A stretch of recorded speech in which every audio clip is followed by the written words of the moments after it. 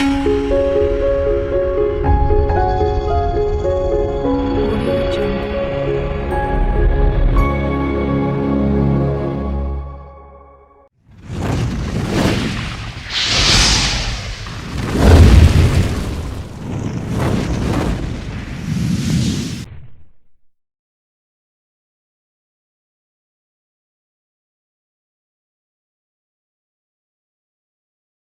आज के दिन के लिए मैं धन्यवाद करता हूँ। फिर से एक बार आज हम कुछ गहरी और गूढ़ बातों की तरफ जा करके हम थोड़ा सा विचरण करेंगे। हम वचन को लेकर वचन में गोता लगाएंगे और परमेश्वर की गहरी बातों को जांचेंगे और उसकी बातें कैसे काम करती है और हम क्या सोचते हैं, हमारी सोच कितनी फर्क है। हमारा जो सोच है वो बहुत अंतर, हम जो हैं और हमारी जो सोच है, हम मनुष्य हैं, ठीक है। ऐसा मनुष्य होने के नाते कई बार ऐसा होता है कि परमेश्वर हमारे साथ में बहुत अच्छे काम करता है, कई बार ऐसा होता है कि नहीं भी करता है। तो हमारी सोच क्या है, हमारे साथ हमेशा अच्छा ही होगा। यस, अच्छा ही होगा, उसमें कोई शक की बात नहीं है। लेकिन हमारे सोचने का अच्छा होना और वास्तव में अच्छे होने में अंतर है। कई बार हम दुखित इसीलिए होते हैं क्योंकि हम ये सोचकर चलते हैं कि अच्छा मतलब ये है। These are the categories, these are the points that has to happen if good thing has to happen in my life. And if these points are not happening, अगर ये बातें अगर नहीं हो रही हैं मेरी जिंदगी में, तो इसका मतलब मेरे साथ अच्छा नहीं हो रहा, हम ऐसा सोचते हैं। जबकि ऐसा नहीं है। कुछ बातों का असर तुरंत, कुछ बातों का प्रतिफल तुरंत दिखता है, कुछ बातों का प्रतिफल बहुत दिनों के बाद दिखता है, कुछ बातों का प्रतिफल अनंत काल के बाद दिखता है। अभी हाल ही में मतलब कैसे कैसे चीजों में असर पड़ता है, मैं मतलब बहुत लंबा आज लेकर के नहीं जाऊंगा, फिर भी हम एक कोशिश करेंगे कि कुछ चीजों को जांचें और जानें। कैसे परमेश्वर के चुने हुए लोगों की जिंदगी में, जो परमेश्वर के अपने चुने हुए हैं, उनकी जिंदगी में चीजें होते हुए भी अच्छा होते हुए भी नहीं हो रही हैं और वे सोच रहे हैं ऐसा होना चाहिए, परमेश्वर ने मुझे ऐसी ताकत दिया है, ऐसा सामर्थ्य दिया है। देखिए, मैं थोड़ा वचन की तरफ आज जाएंगे। यिर्मयाह की किताब, पुराने नियम में यिर्मयाह भविष्यवक्ता जो सबसे बड़े भविष्यवक्ताओं में से है, यशायाह, यिर्मयाह, यहेजकेल, उन मेजर प्रॉफिट्स में से है। उसमें जाकर के हम देखते हैं कौन सा वाला, पहला अध्याय, यिर्मयाह पहला अध्याय। मैं कुछ कंपैरिजन करते हुए जाऊंगा, ठीक है, कुछ कुछ बातों में कंपैरिजन करूंगा। पहला अध्याय 4 और 5वां वचन पहले देखते हैं। सबने इसको कई बार, जो पुराने ईसाई होंगे उनको पता होगा और मुसलमानों को, कुछ लोगों को कुछ बातें पता होंगी, ठीक है। लेकिन हम कंफ्यूज नहीं होना, हमको सही रीति से चीजों को देखना। तब देखिए यहां पर क्या है। तब यहोवा का यह वचन मेरे पास पहुंचा। किसके पास पहुंचा? यिर्मयाह के पास पहुंचा।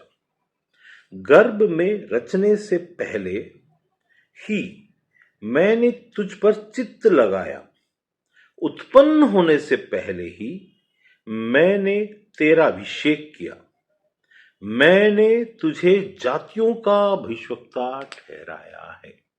अब यहां पर सोचिए, ये कौन से समय की बात है, किस समय की बात है? ये यीशु के आने से पहले की बात है, ठीक है। तो इसका मतलब यीशु जब नहीं आया था तब भविष्यवक्ता की जरूरत थी। यीशु जब आया, यीशु से बड़ा भविष्यवक्ता और कौन हो सकता था? यूहन्ना एक था, है ना, मनुष्यों में। और वचन जब देहधारी हुआ तो यीशु प्रभु मालिक स्वयं यहां पर आया हुआ था सेवा करने के लिए। और उसके बाद यीशु के जाकर वापस आने के समय तक के लिए सबसे इंपॉर्टेंट काम अभी होने वाला है। उस समय तो ये सिर्फ इज़राइल की तैयारी का समय था, सिर्फ इज़राइल की तैयारी का समय था। लेकिन उससे, इज़राइल से जुड़ी, मैं क्या बोला, जब देश में, मतलब हम जो व्यक्तिगत जिंदगी में जीते हैं, तो हमारा अमेरिका में अगर कुछ होता है, अगर वहां का डॉलर गिरता है तो इंडिया में असर पड़ता है उसका, ठीक है ना। अगर किसी देश में कुछ युद्ध हो रहा है तो उसका असर इंडिया में पड़ेगा। क्योंकि उस देश से हमारा कुछ ना कुछ तो लेन देन होगा कहीं ना कहीं। उस देश में पेट्रोल का लेन देन होगा, डीजल का लेन देन होगा, क्रूड ऑयल का लेन देन होगा, लिथियम का लेन देन होगा, चावल का लेन देन होगा, गेहूं का होगा, कुछ ना कुछ लेन देन होगा। उसका असर यहां पड़ रहा है। जगत में हर चीज का असर कहीं ना कहीं पड़ता है। इज़राइल को परमेश्वर ने वैसा ही ठहराया। आज अगर इज़राइल में कुछ हो रहा है तो उसका मतलब है कि उसका असर पूरे संसार में पड़ने वाला। आत्मिक जगत में जब उथल पुथल होती है तो कुछ चीजें होती है जिसको मध्य में रखा जाता है। उसी प्रकार से यिर्मयाह की जिंदगी को जब परमेश्वर से बुलाया, देखिए उसमें लिखा गया है, कितनी अद्भुत और बहुत ही उमंग से भर देने वाली और बहुत जोर से भर देने वाली और बहुत ही परमेश्वर की जय को दिखाने वाली बात जैसा लग रहा है। क्या बोल रहा है? गर्भ में रचने से पहले ही, मतलब हम सब अगर यिर्मयाह की बात अगर ये है तो हम यिर्मयाह से कम या ज्यादा नहीं है, हम भी सेम हैं, लेकिन बस बुलाहट और चुनाव अलग अलग है। ये याद रखना है। हमारा भी जैसे उसको चित्त लगाया परमेश्वर ने, हम पर भी परमेश्वर ने चित्त लगाया, लेकिन उसकी हमारे काम की बुलाहट अलग है। वो इसमें शामिल नहीं है। किस बात के लिए हमें बुलाया, किसके हमें ठहराया, ये अलग है। अब यहां यिर्मयाह को हम ले लेते हैं, इस जगह में अपना नाम जोड़ देते हैं फिलहाल के लिए। ऐसा नहीं है फिलहाल के लिए, लेकिन परमेश्वर को चित्त लगाना वैसा ही है जैसा यिर्मयाह के साथ हुआ था। तो गर्भ में रचने से पहले ही मैंने तुझ पर चित्त लगाया, अपने मन को लगाया। उत्पन्न होने से पहले ही मैंने तेरा अभिषेक किया। अब बताइए, कोई पैदा ही नहीं हुआ, उसका अभिषेक हो गया। मतलब क्या है इसका? मतलब अभिषेक कौन सा है? हम जिसको अभिषेक समझकर बैठते हैं वो है कि कोई तेल आकर डाले, या कोई आत्मा उतरे, या तो फिर आग उतरे। वो हमको फिजिकली रहना जरूरी है। इस जगह में फिजिकल का कोई बात ही नहीं है, लेकिन अभिषेक है। पहली बात, परमेश्वर का अभिषेक योजना में होती है, प्लान में होता है। मतलब हम पर अभिषेक क्यों उतरता है, हम पर अभिषेक क्यों आता है? अभिषेक आता इसीलिए है क्योंकि हमारे साथ एक प्लान है, एक परमेश्वर ने एक प्रोजेक्ट को दिया है। मतलब हम अगर जिंदा हैं और हमारे पैदा होने के बाद अगर वो प्लान हमारे द्वारा से होने का है, तो अगर वो प्लान कुछ क्षेत्र के लिए, कुछ समय के लिए, कुछ बातों के लिए होगा, तब जो अभिषेक आता है तो उसको महसूस कर सकते हैं। यहां पर यिर्मयाह की जिंदगी में कैसा वाला अभिषेक है? यहां पर ऐसा वाला अभिषेक है जिसको बोल रहा है कि मैंने तुझ पर चित्त लगाया।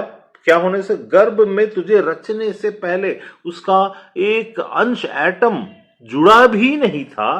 परमेश्वर ने, ये मेरा टूल है, ये मेरा पात्र है, ये मेरी योजना है, ये चीज वहां पर शामिल है। अब ऐसा जब वहां पर शामिल होता है, उसके बाद क्या लगाया? और उत्पन्न होने से पहले ही मैंने तेरा अभिषेक किया है। कई लोगों का अगर परमेश्वर की ओर से परमेश्वर दास इस बात को निकाल कर बताता है तो बहुत अपने आप, अरे मैं कुछ हूं, सोच लेता है। कुछ होने की बात नहीं है, ये असल में डरने की बात है, असल में। क्योंकि अब आप संसार में तो रहोगे, लेकिन संसार में रहते हुए बहुत सारी बातों से होकर गुजरना पड़ेगा। क्योंकि जब परमेश्वर को चित्त लगाता है तो अब जैसे सोचिए कैसे परमेश्वर ने इस पूरे संसार में एक देश को बनाने में चित्त लगाया, वो था इज़राइल। आज इज़राइल से सब लड़ रहे हैं ना। अगर कोई मुसलमान से जाकर पूछा जाए तो इस संसार में कौन सबसे तुम्हें पसंद नहीं, तो बोलेगा इज़राइल के यहूदी, ऐसा बोलेगा। अगर ये यहूदी ना होते, है ना, तो ये यहूदी जो हैं वो कोड़ हैं संसार के, उनकी नजर में, अन्य जातियों की नजर में इज़राइल कोड़ है। इज़राइल होना ही नहीं चाहिए उनकी सोच के अनुसार। शैतान से पूछे इज़राइल का क्या हाल है, बोलेगा मैं सबसे ज्यादा तकलीफ वहीं पर मैं पैदा करूंगा, वहां पर मैं परमेश्वर विरुद्ध में खड़ा रहूंगा और वहां पर मैं एक चीज करूंगा। जितना वो झेलता है, वो जो चीज, चुना हुआ चीज, प्लस वहां के रहने वाले वो ढीठ बनेंगे। जिस प्रकार हम मनुष्य, जिसको परमेश्वर ने चित्त लगाया और मन लगाया, हम हमेशा कुछ न कुछ समस्याओं से घिरे रहते हैं, कुछ छोटी बातों के लिए। इज़राइल ठहराया गया इस संसार के लिए, पूरी ब्रह्मांड और सूरज चांद सितारे सारी चीजों के लिए वो ठहराया गया, पृथ्वी के लिए सिर्फ नहीं। सूरज का काला होना भी इज़राइल के साथ चिन्ह में जुड़ा हुआ है। जैसे अंजीर के पेड़ को तुम देखते हो, जब यीशु ने बोला तुम उस चिन्ह को समझते क्यों नहीं, क्यों, मतलब कोई ना कोई चिन्ह जुड़ा हुआ है। वैसा ही हम और आप हैं। हम पृथ्वी के नमक, जब परमेश्वर ने बोला, हम वो थोड़े लोग में से जो टेस्ट पैदा करते हैं आत्मा की जगत में, जो दिखता नहीं है। लेकिन हम अपने महत्व को नहीं समझने के कारण हम इतना ओछा और तुच्छ सोच रख करके केवल कलीसिया कलीसिया प्रदब चर्च और आराधना स्तुति में इसलिए ऐसे उल्टा सीधा में उलझ गए हैं कि परमेश्वर की सच्चाई हमें समझ में ही नहीं आती। हम केवल कंपटीशन में पड़े हैं, मैं कुछ हूं, मुझे कुछ बनाया है, I am prophet, no no I am apostle, no I am big pastor, no no I am bishop. इससे कुछ फर्क नहीं पड़ने वाला। आपका चुनाव परमेश्वर ने अगर चित्त लगाया और मन, क्या आपको क्या लगता है आज आप मसीह के वचन को, क्योंकि लिखा है इस यूहन्ना के 10:10 में, मेरे ख्याल से अगर मैं उसको पढ़ निकाल कर देखूं, यूहन्ना के कहां पर लिखा है, हाँ 10:34 में लिखा है, 10:34। यीशु ने उत्तर दिया, क्या तुम्हारी व्यवस्था में नहीं लिखा है, मैंने कहा तुम ईश्वर हो।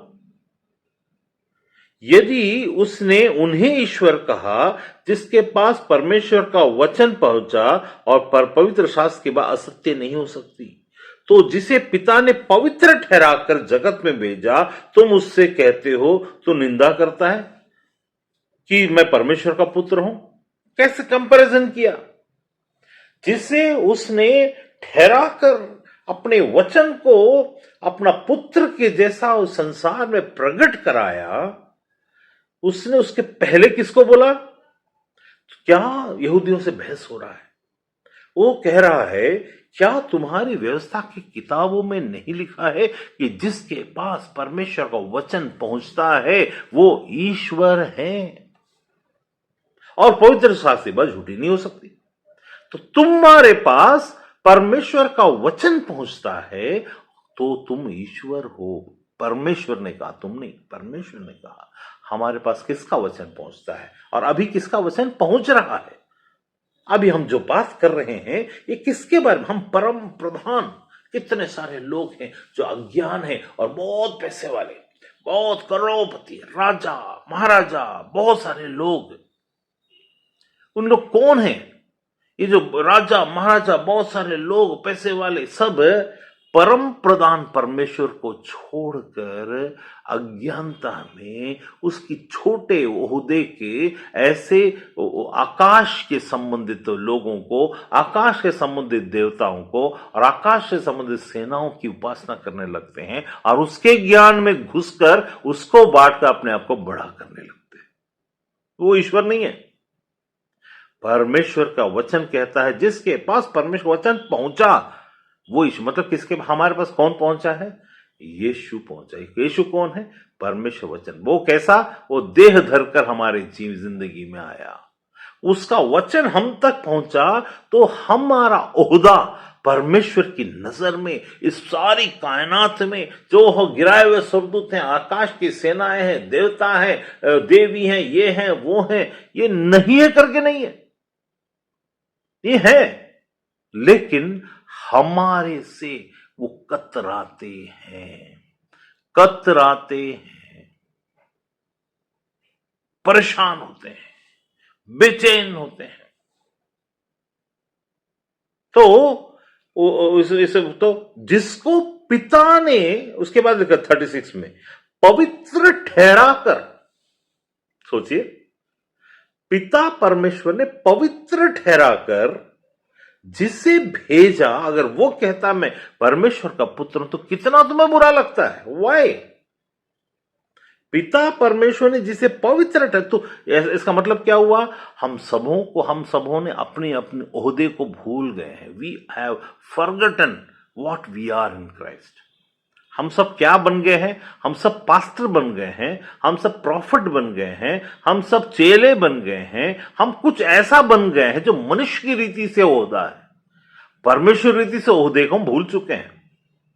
इसीलिए हम मैंने स्टार्टिंग में क्या बोला था, शुरुआत में मैंने एक बात कही थी, वो ये है कि हम जिस तरीके से सच को सोचते हैं और जिसको हम आशीष मानते हैं, जिसको हम विक्ट्री मानते हैं, हमारा सोचने का तरीका अलग है और होता कुछ और है।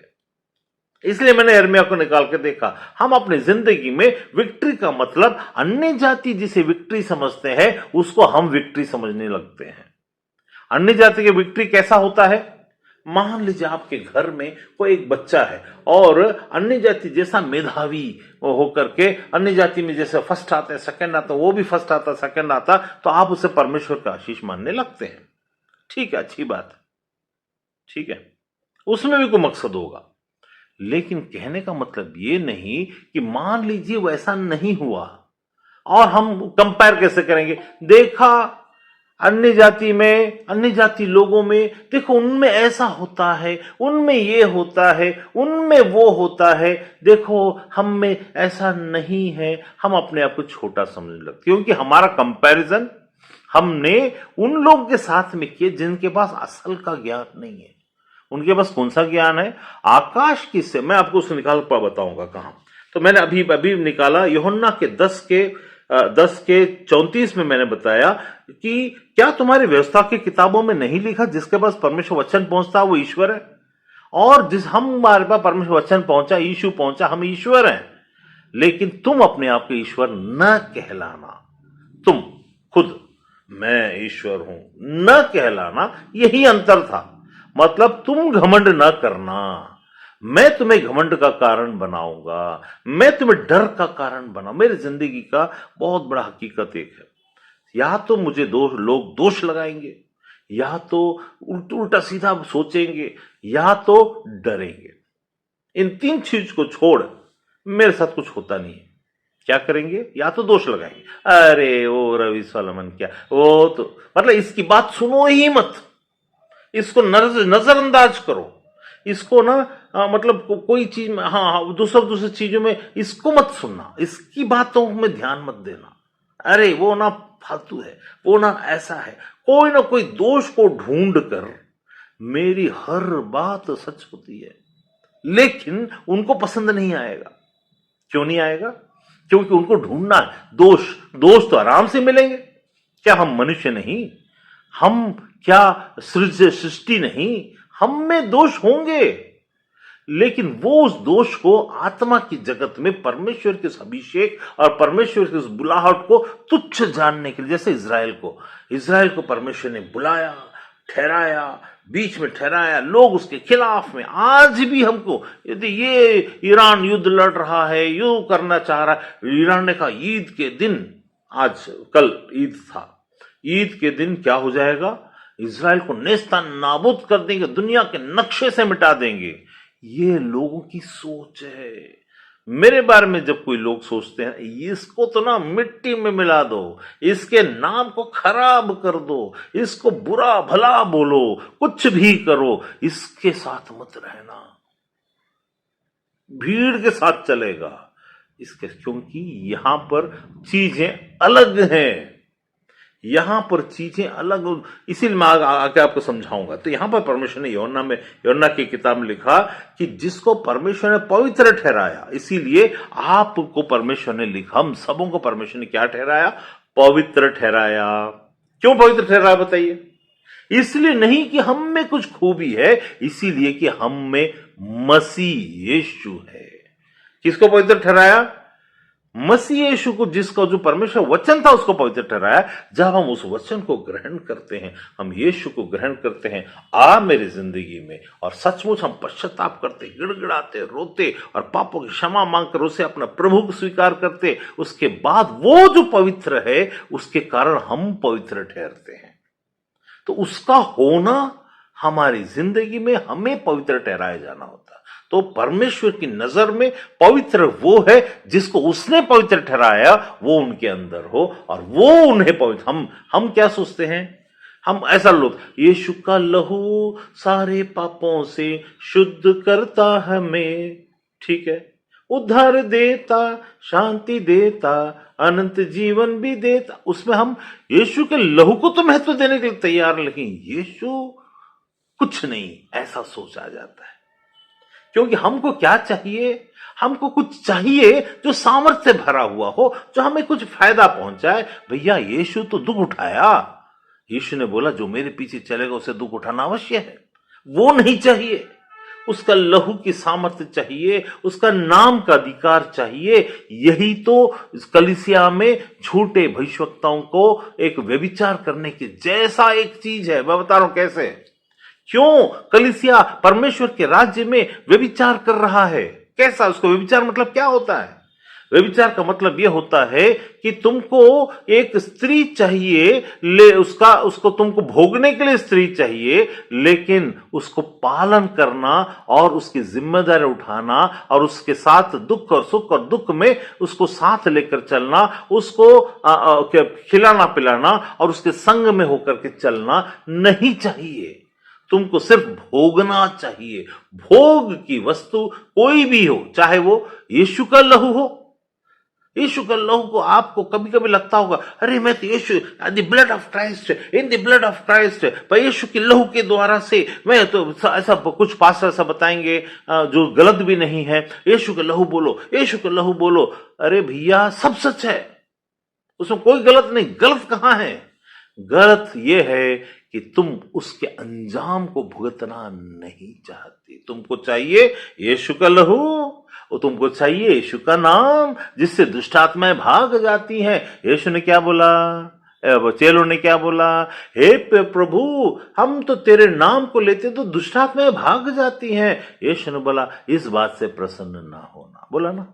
इसका मतलब क्या हुआ, परमेश्वर के वचन, जो परमेश्वर का वचन जो यीशु था, उसका देह धरकर आने में, उसके साथ के निभाते हुए, उसके साथ दुख उठाने में सहभागी होने को छोड़कर बाकी सब उसकी चीजें लेना ही व्यभिचार है।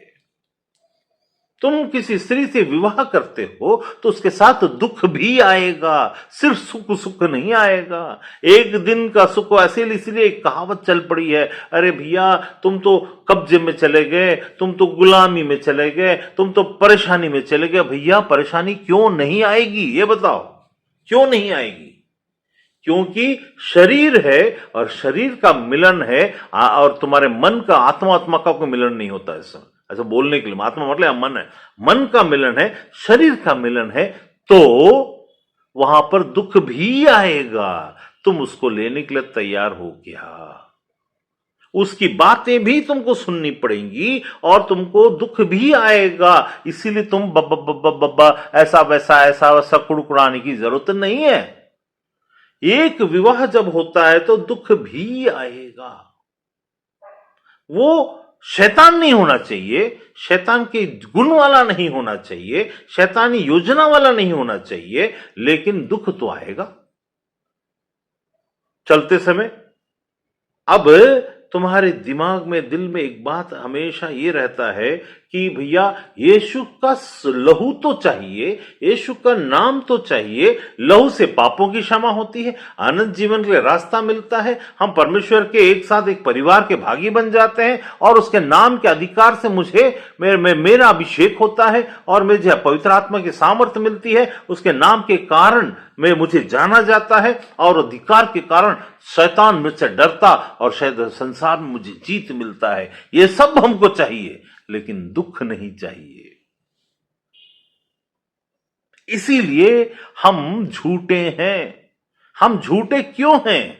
क्योंकि जब साथ में जिसके द्वारा से चीजें आएंगी तो इस संसार में दुख और सुख दोनों साथ साथ में आते रहेंगे। ऐसा नहीं कि नहीं आएगा, उसमें दोनों का भागीदारी में। जैसे अब यहां पर प्रभु और कलीसिया, ठीक है, अब प्रभु और कलीसिया में दुख नहीं आएगा, क्योंकि जहां सुख आएगा वहां दुख को आना अवश्य है। वहां पर हमारा प्रभु वफादार है, वो गैर जिम्मेदार नहीं है। ऐसा नहीं कि आराम से आलस करके बैठा हो, उसने बोला मैं तत्पर हूं। तो जिस योजना में, जिस चीज में लोगों का रिश्ता ठंडा है और आलस्य है और स्वार्थ है, वहां पर शैतान है। लेकिन जिस रिश्ते में परमेश्वर है वहां पर दुख है, लेकिन आलस्य नहीं, और वहां शैतान नहीं, ईश्वर है। अब मैं तो आपको वापस ले चलता हूं यिर्मयाह की किताब जिसको हमने पढ़ा, यिर्मयाह 1:4 में। तब यहोवा का वचन मेरे पास पहुंचा, यिर्मयाह के पास पहुंचा, गर्भ में रचने से पहले ही मैंने तुझ पर चित्त लगाया और उत्पन्न होने से पहले ही मैंने तेरा अभिषेक किया। मैंने तुझे जातियों का भविष्यवक्ता ठहराया, मतलब जातियों का, कई जातियों का भविष्यवक्ता ठहराया। ठीक है, अब इसी यिर्मयाह को जिसको पर अब हम क्या सोचेंगे, वाओ यिर्मयाह, Lord God almighty, I want the same thing, you put your चित्त अपॉन मी, एंड तुम्हारा मन मुझ में लगा रहे, मुझे भी तू ऐसा ही चुन ले और मुझे भी इस्तेमाल कर। मैं हूं यहां प्रभु, मैं हूं यहां प्रभु, मैं हूं यहां। ये सब करेंगे। ये सब करने के बाद असल में फंसेंगे। अब देखिए, यिर्मयाह के इस वचन को सुनने के बाद हमारे मन में क्या आएगा, जरूर से जिसको परमेश्वर ने गर्भ में रचने से पहले ही चित्त लगाया और जिस पर उसने जिसको पैदा होने से पहले ही अभिषेक किया, वो कैसा आदमी होगा, how powerful he will be. फिर उसमें क्या लिखा है आगे, अभी 12 को पढ़िए। तब यहोवा ने मुझसे कहा, तुझे ठीक दिखाई पड़ता है, क्योंकि मैं अपने वचन को पूरा करने के लिए जागृत हूं। लोग बोलते हैं ना, वो जागृत मंदिर है, सुने ना, जब जो हिंदू और अन्य जाति जो, वो जागृत मंदिर है, मतलब दुष्ट आत्मा या कोई भी आत्मा, किसी भी प्रकार की आत्मा जो हमारी परमेश्वर की ओर की आत्मा नहीं है, वो वहां पर जागृत अवस्था में है, वहां कार्य कर रहा है। परमेश्वर यहां क्या बोलता है, यहां बोलता मैं अपने वचन को पूरा करने के लिए जागृत हूं, आई एम अलाइव, मैं वहां पर जागृत अवस्था में हूं। अब बताइए वहां क्या बोला, मैंने तुझे अभिषेक किया। अब वहां पर 8वें वचन को पढ़िए, मैं उनके 8वां नहीं, सॉरी,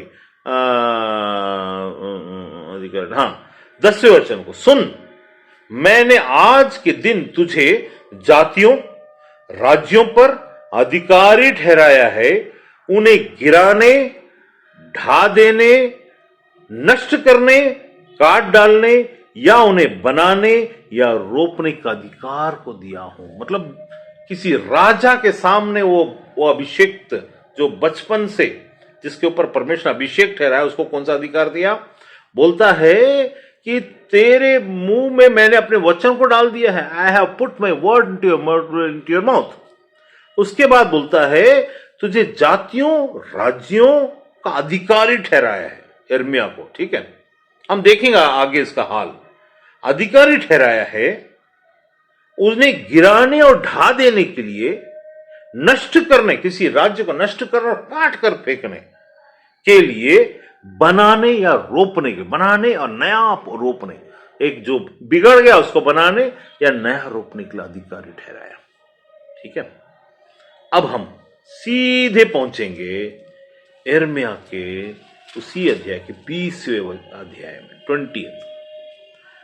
वहां मैंने क्या बोला 4थे वचन में, जन्म से पहले, फिर पैदा होने से पहले अभिषेक किया, फिर अधिकारी ठहराया, फिर तेरे हाथ में जिसे तू ढा देगा ढल जाएगा, रोपेगा रुप जाएगा।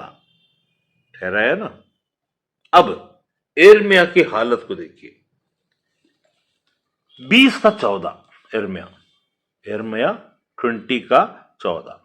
उस आदमी का हाल जिसको परमेश्वर ने जन्म से पहले चित्त लगाया और अभिषेक किया और अधिकारी बनाया और ठहराया और जागृत है। ठीक है ना, वचन को पूरा करने में जागृत है, तो कितना बड़ा चीज है वो चीज। लेकिन इसका हालत देखिए, 20 में यिर्मयाह खुद कह रहा है, ठीक है, श्रापित हो वह दिन जिनमें मैं उत्पन्न हुआ, जिस दिन मेरी माता ने मुझे जन्म दिया वह धन्य न हो। श्रापित हो वह दिन जिसने मेरे पिता को यह समाचार देकर उसको बहुत आनंदित किया कि तेरा लड़का उत्पन्न हुआ है। ये किसकी बात है? यिर्मयाह की बात है, जिसको परमेश्वर ने पैदा होने से पहले चित्त लगाया। यिर्मयाह क्या बोल रहा है? अपने ऊपर ही श्राप दे रहा है। श्रापित हो दिन जिस दिन मैं पैदा हुआ। ऐसा क्या हालत हुआ होगा? परमेश्वर तो जागृत है, वचन को पूरा करने के लिए राज्य का अधिकारी ठहराया है और जो वो बोलेगा वो होगा। लेकिन उसकी हालत ऐसा क्यों है भाई? ऐसा क्यों है कि उसे अपने जन्म के दिन, जिसको परमेश्वर ने चित्त लगाया कि तेरे जन्म से पहले, और माता के गर्भ को वो हम क्या कर रहा है? जन्म को ही श्रापित कर रहा। इसका मतलब समझे कुछ? हम जिसे आशीष समझते हैं, आशीष वैसा नहीं होता है। आशीष का मतलब है you have to bear the pain. आप ये बोलकर बच सकते हो, आपके सारे पापों को, आपके सारी श्रापों को, आपकी सारी बातों को यीशु ने क्रूस पर उठा लिया। अब ये किसने कह दिया? उसने पापों को, आपके सारे श्रापों को उठाने के लिए रास्ता बना, वो चीज अलग है। और आपको जो, तभी तो यीशु ने बोला कि तुझे जो मेरे पीछे हो लिए हो, जब वे मुझ प्रभु के साथ ऐसा करते हैं तो तुम चेलों के साथ और क्या कुछ न करेंगे? क्या तुझे दोष न लगाएंगे? क्या तुझे तुच्छ न जानेंगे? क्या तेरे परिवार में तेरे बच्चों को देख करके हा हा हा हा ठट्टा न उड़ाएंगे? अरे क्या प्रभु प्रभु करता है, क्या प्रभु प्रभु के, देखो तेरी बेटी, देखो तेरा बेटा, ये न कहेंगे? ऐसा होगा क्योंकि हमारा देखने का नजरिया और हमारा होने की चीजें इन चीजों के आधार पर नहीं है। परमेश्वर की आशीष और परमेश्वर का विजय, जो हम सोचते हैं कि यह विजय है, यह अन्य जातियों की चीजों में विजय है। इसको हम कलीसियाओं में आजकल क्या, इसलिए झूठी गवाही है। कलीसिया में मैं ना प्रभु से प्रार्थना की थी और प्रभु से कहते हैं फर्स्ट आना है प्रभु, मैं फर्स्ट आ गई हूं। किसने बोला ये आशीष है? ये आशीष नहीं है। आप जो कुछ भी भुगतते हैं, आपके अय्यूब की जिंदगी को देखिए, 17 साल वो भुगतता रहा, फिर भी उसने अपने मुख से, मतलब भुगतता रहा मतलब सब लोग बोले उसको, ऐसे ऐसा कि होता था जिससे कि उसका गल गल कर, उसका सड़ सड़ कर उसका शरीर से अंग निकलते थे, मांस निकलते थे। ठीक है, फिर भी वो आशीषित ठहरा। कैसे भाई? हमको थोड़ी सी बीमारी, जरूर तू नहीं, उसके दोस्त लोग क्या बोले? संसार के, इसलिए परमेश्वर ने अय्यूब को चिन्ह ठहराया था। उसने बोला देखो कभी कभी हमें तुरंत, तुमको बीमारी है ना, जरूर तुमने कोई पाप किया है, वो यीशु की उस बात को लेकर जा फिर पाप ना करना। वो पाप के कारण से आने वाली बातें और पाप में जन्म होने के कारण आने वाली बातें, परमेश्वर की योजनाएं सब अलग अलग हैं। इन दुखों को और इन चीजों को जो तुम्हारे आसपास में घटती हैं, इनके आधार पर अपने आशीष को नाप तोल मत करो। These are not the criteria where you can see that God has multiplied others and has not multiplied in you. ऐसा नहीं है। परमेश्वर का काम करने का तरीका यहां देखिए। जिस व्यक्ति यिर्मयाह, जो मेजर प्रॉफिट्स में से, 4 मेजर मतलब बड़े बड़े प्रॉफिट्स में से एक है, वो कह रहा है मेरा जन्म श्रापित हो, इतना दुखित है वो अपनी जिंदगी से। कौन है ये? परमेश्वर ने जिस पर चित्त लगाया, उसकी हालत उसके सांसारिक सोच के आधार पर, क्योंकि वो हम जैसा नहीं था। हम कैसे हैं?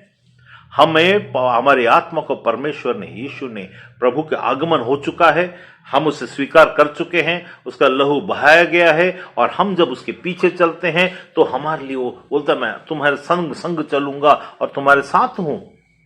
और हमारे आत्मा में परिवर्तन, हमारे अंदर समझ खुल गई है। लेकिन यिर्मयाह के अंदर में वो समझ नहीं खुली थी। आज भी यदि हमारी समझ अगर ना खुली है, अगर नहीं खुली है, तो हम भी ऐसा ही सोचेंगे जैसा यिर्मयाह सोचता था। अरे यार, मेरी जिंदगी को देखो, मेरी जिंदगी में क्या हो रहा है, ये क्या हो रहा है, वैसा देखो, उनका तो ये हो रहा है, इनका तो ये हो रहा है, मेरा, क्योंकि परमेश्वर ने चित्त लगाया है। और फिर भी अगर ये हो रहा है तो याद रखना, यहां पर there is something is required out of you. यहां कुछ बातें, क्या आपको लगता है कि परमेश्वर ये चीजें नहीं मालूम है? क्या आप जो गुजर रहे, यिर्मयाह जो गुजर रहा है, क्या परमेश्वर को उसको नहीं मालूम था? जिसके ऊपर जन्म से पहले चित्त लगाया, जब यिर्मयाह बड़ा हो गया और चल रहा है, क्या उसकी तकलीफें ये परमेश्वर नहीं देख रहा है? जो जागृत अवस्था में है, देख रहा है। अब देखिए वहां क्या बोलता है। बोलता है, उत्पन्न हुआ वो दिन श्रापित हो, मेरी माता के ने जब मुझे जन्म दिया वो दिन वो श्रापित हो, वो धन्य ना हो। श्रापित हो वो जिसने जाकर, पिता तेरा बेटा पैदा हुआ है, वो श्रापित हो।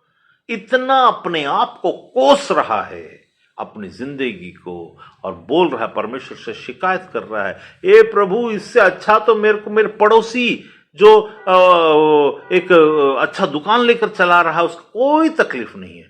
इसकी तकलीफ क्या है मालूम है? जरा सुनिए इसकी तकलीफ को, आपको अपनी तकलीफ भी इसमें नजर आ सकती है।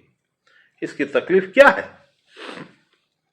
इसकी तकलीफ है, 7वें वचन में पढ़िए। कैसा लगता, यही सोच हमारे अंदर भी कई बार आता, हम डर के मारे, क्योंकि हम जागृत अवस्था में हम भी हैं, हमारे सोच भी जागृत अवस्था में है, इसलिए हम क्या करते हैं, डर के मारे नहीं बोलते, सोचने के लिए भी डरते हैं, लेकिन भावनाएं यही हैं हमारे अंदर। देखिए क्या लिखा, हे यहोवा, तूने मुझे धोखा दिया है। परमेश्वर, यिर्मयाह बोल रहा है, तू जो मेरे को बोला था बचपन में, मैं तुझे पर चित्त लगाया हूं और मन लगाया हूं और अभिषेक दिया हूं और अधिकारी ठहराया हूं और राज्य तेरे सामने गिर जाएगा, ये वो, मुझे मेरी हालत को तो देख, क्या हालत हुआ है उसका, देखते हैं। क्या ये हालत कलीसिया का और हमारा आज नहीं? हम इसीलिए क्या करते हैं, हम लूप होल खोजते हैं। बहुत सारे दाढ़ी वाले मिनिस्ट्रीज लोगों, और पगड़ी वाले मिनिस्ट्री वाले लोग, और सफेद चोगे वाले मिनिस्ट्री वाले लोग, और बड़े बड़े नाम और बड़े बड़े कलीसिया वाले मिनिस्ट्री वाले लोग, परमेश्वर को अच्छा बताने के चक्कर में, परमेश्वर नहीं नहीं नहीं ऐसा नहीं, उसका ऐसा, मतलब कुछ ना कुछ अच्छा दिखाने के चक्कर में सच को दबाते और सच का से अवगत कलीसिया को नहीं कराते हैं। बड़ी बड़ी बातें कह देंगे, मैं ऐसा हूं, मेरा ऐसा, मतलब मैं ईसाइयों की बात कर रहा हूं, है ना, जो भी दाढ़ी वाले हों या जो भी पगड़ी वाले हों, या मैं वो हूं, परमेश्वर ये बोल रहा है, ऐसा है वैसा है, झूठ और झूठ और झूठ। सच यिर्मयाह से पूछिए, यिर्मयाह को लग रहा है, हे यहोवा, तूने मुझे धोखा दिया है। धोखा दिया है? परमेश्वर हो सकता है क्या? नहीं हो सकता। फिर ये ऐसा क्यों बोल रहा है? क्योंकि इसकी समझ के अनुसार, इसकी खुद की समझ के अनुसार जो इसके साथ बीत रहा है, वो वैसा नहीं जैसा उसने सोचा था। उसने क्या सोचा होगा? जब उस परमेश्वर बोलकर गया, उसका अगले दिन उठा होगा और सोचता होगा, मैं अधिकारी हूं, मैं ऐसा बोलूंगा तो वैसा होगा, वैसा बोलूंगा तो ऐसा होगा, मिनिस्ट्री में मैं ऐसा हाथ तो उठाऊंगा, दुष्टात्मा यों भागेंगे।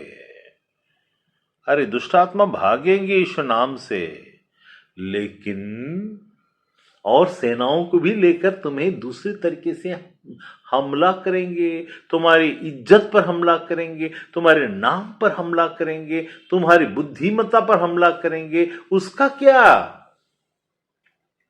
तुम क्या करोगे? परमेश्वर के आशीष को दिखाने के लिए रिचेस्ट मैन बनने की कोशिश करोगे। ऑफरिंग लाओ, कलीसिया में लाओ, इसके बारे में उसके बारे में लाल ला कर पैसे भर भर कर तुम परमेश्वर विरोधी खड़े हो जाओगे, तुमको पता ही नहीं चलेगा। क्योंकि तुम्हारी सोच के अनुसार परमेश्वर का आशीष पैसा है, तुम्हारी सोच के अनुसार परमेश्वर से बहुत सारे लोग और कलीसिया और मीटिंग है, बड़ा बड़ा मीटिंग तुम्हारे लिए आशीष जैसा दिखता है। ऐसा नहीं है भाई और बहन, ऐसा नहीं है। वचन कुछ और बोलता है। ये यिर्मयाह बोलता है, हे यहोवा तूने मुझे धोखा दिया है, और ये बाइबल में लिखा है, और मैंने धोखा खाया है, लिखा है ना।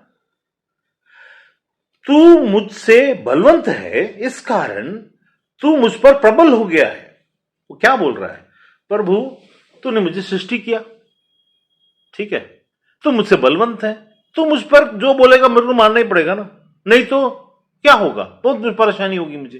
तू मुझसे ज्यादा बलवंत है, तू मुझ पर प्रबल हो गया है, तेरी बातें मुझ पर प्रबल हो गई हैं। उसके बाद दिन भर प्रबल हो गया है, दिन भर मेरी हंसी उड़ाई जाती है। दिन भर कहीं ना कहीं कोई ना कोई आपका नाम लेकर कुछ ना कुछ बातें हैं। आप जब तक जिंदा हैं कुछ ना कुछ कहीं ना कहीं लोग आपकी हंसी उड़ाते रहेंगे उन बातों को लेकर जो आपकी जिंदगी के आसपास में दिखती है। यिर्मयाह के आसपास में महल नहीं दिख रहे थे, यिर्मयाह के आसपास में बहुत पैसे वाला नहीं दिख रहा था, लेकिन परमेश्वर का अधिकारी था। आज अगर इस वक्त जब मैं यहां बात कर रहा हूं, इस वक्त अगर यिर्मयाह की स्थिति को मैं देखूं तो वो सचमुच उस ओहदे का ओहदेदार के लायक वहां बन गया है जो वेटिंग में है न्याय होने का। और जिस दिन न्याय हो जाएगा उस दिन समझ में आएगा ये जो हंसी हो रही थी उनको ही परमेश्वर उनके ऊपर में इसको अधिकारी ठहरा देगा। युगों युगों बीत जाए, समय समय समय का सब अंतराल खत्म हो बीतता चला जाए, परमेश्वर का वचन, परमेश्वर बोला मैं अपने वचन को पूरा करने के लिए जागृत हूं, आज भी जागृत है। यिर्मयाह का ठट्टा उड़ाना तो खत्म हो गया, अब अनंत काल के लिए उसकी महिमा महिमा महिमा परमेश्वर अपने साथ में जोड़ता है। अब जब उस युग में हम सब चाहें, हकीकत क्या है, व्हाट इज द ट्रूथ, हम सब एक ट्रांजिशन में जाने वाले हैं। हम सब एक दिन, आज का दिन अगर आखिरी दिन है और आज की रात अगर आखिरी रात है, आज के बाद सब के सब ट्रांजिट में, मतलब वहां उसमें सब लोग आत्मा में चले जाएंगे। जब चले जाएंगे तब चालू होगा ना, हम अभी चुन चुनकर गिन गिन कर आत्मा में मर जाते हैं, शरीर छोड़ देते हैं चले जाते हैं, मर जाते हैं शरीर छोड़ देते हैं चले जाते हैं। अभी ऐसा हो रहा है, एक दिन सब खत्म हो जाएगा और सच में सबके सब चले जाएंगे। तब फिर शुरू होता है यहां। ये यिर्मयाह को पता नहीं था उस समय, ठीक है। तो क्या बोलता है, दिन भर मेरी हंसी, किसकी हंसी उड़ाई जा रही है? जिसको परमेश्वर ने अधिकारी ठहराया जातियों पर, जितनी बड़ी जातियां उतने बड़े ठट्टे का कारण। वो क्या, कहां है जिंदगी में आशीष? वो भी तो मांगता है, वो भी तो चाहिए, उसको भी तो चाहिए, इसका देखो वैसा, उसका देखो वैसा, ठट्टे उड़ाए जा। बहुत परमेश्वर परमेश्वर परमेश्वर करता हर बात में, जब टकराओगे तो समझ में आएगा। यहां लिखा है सब कुछ दिन भर हंसी ठट्टा उड़ाई जाती है। ठट्टा उड़ाना, हंसी उड़ाना, मजाक उड़ाना, उसकी क्यों हल्के में जब सामने वाले को लिया जाता है तो याद रखना, सबसे पहली बात, जब आप परमेश्वर के नजदीक में आएंगे तो आपको सबसे पहले हल्के में लिया जाएगा, फिर आप सिद्ध होकर, साबित होकर, सिद्ध होकर ते आगे बढ़ेंगे। आप कमजोर सा महसूस करेंगे, आपके आसपास में बड़ी भीड़ होगी जो आपको ठट्टे में उड़ाने के लिए एक सेकंड नहीं लगाएगा, और धन्य है वे जो ठट्टे में उड़ाए जाते हैं। अगर आपके साथ ऐसा होता है या आपके अंदर में डर है और आपको महसूस होता है कि आपके आसपास में सब स्ट्रांग है, एक इस चीज को मैं फिर से वहां पे एक यिर्मयाह के पहले अध्याय में लेकर के चलता हूं। यिर्मयाह के पहले 20 में फिर वापस आएंगे, है ना। वहां लिखा है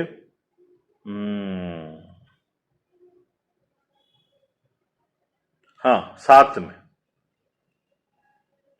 परंतु यहोवा ने मुझसे कहा, मत कह कि मैं लड़का हूं, क्योंकि जिस किसी के पास मैं तुझे भेजूं वहां तू जाएगा, और जो कुछ मैं तुझे आज्ञा दूं वही तू करेगा। तू उनके मुख को देखकर मत डर। तू सामने वालों का फेस को देखकर मत डर, क्योंकि वो डरने की चीज होगी। तुम्हारे सामने प्रधानमंत्री होगा, तुम्हारे सामने इंस्पेक्टर होगा, तुम्हारे सामने कमिश्नर होगा, तुम्हारे सामने तुम्हारे गांव का प्रधान होगा, लोगों की भीड़ होगी, और तुम्हारे सामने में बहुत सारे बड़े बड़े ओहदेदार जो तुम्हारे पैसे में तुम्हारी औकात से कई गुना औकात वाले लोग होंगे। सब कुछ होगा तुम्हारे सामने, लेकिन मत डर। क्यों? सामने में उनके मुख को, क्योंकि होगा ऐसा कि जब परमेश्वर तुमसे बात कर रहा होगा और तुमको बताना होगा, वे बड़े लोग अपने आप उस चीज के गुंडे होंगे। कुछ धर्म के गुंडे होंगे, कुछ चर्च के गुंडे होंगे। चर्च के गुंडे कैसे होते हैं मालूम है? चर्च का गुंडा गाली नहीं देता। चर्च का गुंडा, तुम मेरे चर्च में, मैं तुम्हें चर्च से बाहर निकाल दूंगा। कोई भी पास्टर किसी को भी बाहर निकालने की रास्ता दिखाने वाला आदमी चर्च का गुंडा है, क्योंकि वो सोचता है कलीसिया में जोड़ना और कलीसिया में बाहर निकलना उसका काम नहीं है। वो भी एक नौकर है। वो कैसे नहीं? उसने क्या समझा? उसने अपने बाप की बपौती समझकर ये कलीसिया का वो खुद प्रधान हुआ, इसका मतलब वो परमेश्वर ठहर गया। उसने परमेश्वर के स्थान को ले लिया और उसका सामना परमेश्वर से होने वाला है। जो भी, मैं तुझे निकाल दूंगा, मैं तुझे दबा दूंगा, मैं तुझे ऐसा कर दूंगा। आत्मा की जगत में बोलने की सामर्थ को रखता है वो निरा मूर्ख है, उसको पता नहीं हो क्या बोल रहा है। हम आपको ग्रेवयार्ड का जगह नहीं देंगे, हम आपको शादी में नहीं बुलाएंगे, हम आपको शादी नहीं करवाएंगे, हम आपको समाज में शामिल नहीं करेंगे, हम आपको समाज से, कोई भी समाज का बात क्यों ना, ये तो मैं कलीसिया की बात कर, कोई भी इस संसार का कोई भी धर्म हो और वहां का ठेकेदार अगर तुम बन गए तो तुम परमेश्वर की जगह को ले लिए हो। तुम किसी को जोड़ना और किसी को हटाने का अधिकार कोई भी धर्म में, किसी भी समाज में किसी को नहीं दिया गया है। ब्राह्मण समाज में कोई बड़ा है, वो अगर ऐसा बोल रहा है, मुसलमान में कोई बड़ा और ऐसा बोल रहा है, हम तुम्हें फतवा निकाल देंगे और तुम्हें समाज से हटवा देंगे, तुम्हारी औकात नहीं है। कलीसिया में तो प्रभु है, लेकिन उनका भी परमेश्वर ही परमेश्वर है।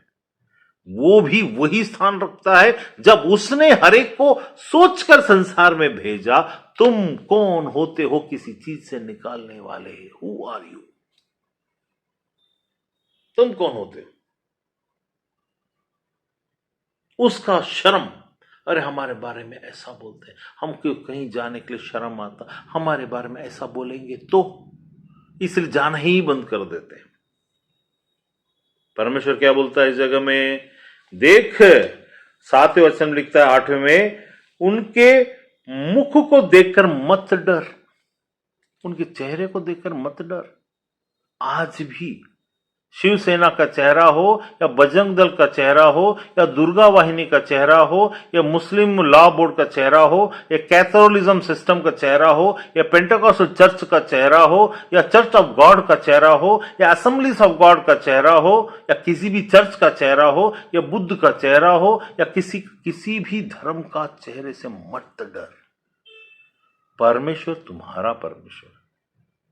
ठट्टे उड़ाने की उनकी आदत है, उनका काम है, उनको उसके सिवा कुछ आता नहीं है। लेकिन हमारा वहां कैसा होता है, देखिए आगे कैसे कैसे होता चला जाता है। जिंदगी में हकीकत की बातें होंगी, तुम्हारी बातें नहीं कटेंगी और what ever God has put into your mouth, the same चीज मेरे साथ, सबके साथ होता है, मेरे साथ भी हुआ। He said that I have put my word into your mouth and will make it come true. मैं जहां जाऊंगा वहां मेरा ठट्टा उसके पहले से तैयार रहेगा, उन लोग खोजते बैठे रहेंगे ये आया है। एक बार मैं भोपाल गया था किसी की जगह में, थोड़ा सोना वोना से पहना हुआ था, देखो गोल्ड मैन आया है। वहां पर एक नाभा किशोर करके एक है रायपुर वाला, वो भी वहां पर खड़ा हुआ था।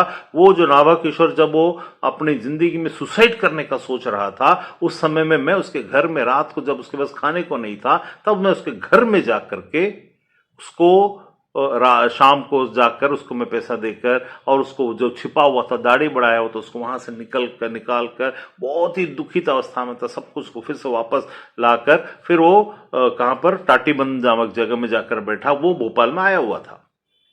जब आया हुआ था तो वहां पर जब मैं गया तो मेरे को से देखता है, फिर प्रेज द लॉर्ड भी नहीं बोलता है। मैं आज पहली बार नाम लेके बोल रहा हूं किसी को, क्योंकि बहुत हो गया, अब मुझे किसी चीज का फिक्र नहीं होता है। वो नाम ले मतलब ऐसे देखता है सब, क्योंकि उसको कुछ चीजों के लिए आया है वहां उस जगह। तो प्रेज द लॉर्ड बोलने के लिए शर्म आता है भाई साहब को, ठीक है। और भी बहुत सारे लोग हैं जिनको समाज में लोग, वैसे तो अकेले में तो ब्रदर ऐसा है वैसा है, ये करना है, ये हो गया वो हो गया, लेकिन जब भीड़ की बात आती है तो उनको कन्नी काटना, अरे यार इसके सामने यहां क्यों बात करूं मैं, क्योंकि लोगों के नजर में रवि सॉलमन दहशत है। मैं कौन हूं? दहशत हूं आत्मा की दुनिया में।